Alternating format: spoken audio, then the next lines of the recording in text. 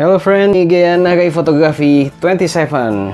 Today I want to show you my latest incoming from main call is 118 GT Spirit. What kind of GT Spirit it is, you can see from the box. This is the limited editions GT Spirit. Now you can see this is the Jeep Gladiator Rubicon. It states this is the limited edition from GT Spirit. So this is the bottom of the box. You can see the barcode 118 Gladiator Ruby. So let's directly check it out.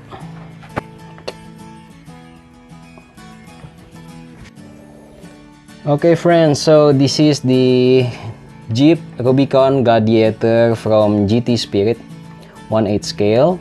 This is a resin model car. The features of this model is this is a seal, nothing can be open.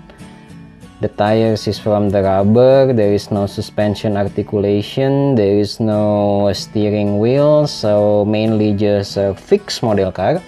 But as you can see in here, this is the side view and this is the front view. You can see the details of the headlamp, the grille, the bumper, everything just looks nice, isn't it? Right, and it's quite heavy actually, so it's nice to give some feels of the expensive model car. This is the other side view. This is the back view. This is the top view. See the back sides, the open side of this Gladiator is covered by some layers of hard plastic. And then this is the undercarriage.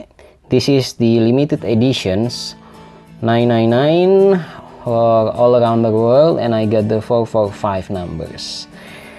You can see the undercarriage is a standard resin model, so not much details can we enjoy, but for the upper size it's really nice. The interior, if you can see it, it's also nice. And then the tires, it has the disc brake, the caliper front and rear, which is nice. The details of Jeep, the Rubicon, the side view mirror, the wipers, everything looks nice. So it's back to your option.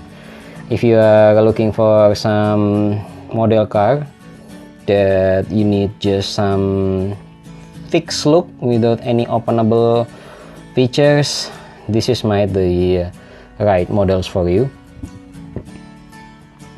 Because besides it's resin, there will be no rash, there will be no corrosions, but we have to sacrifice the details like the open features and the steering wheels to make the photo session for outdoor is much more look better than the fixed model like this. But I'm really pleased with this one.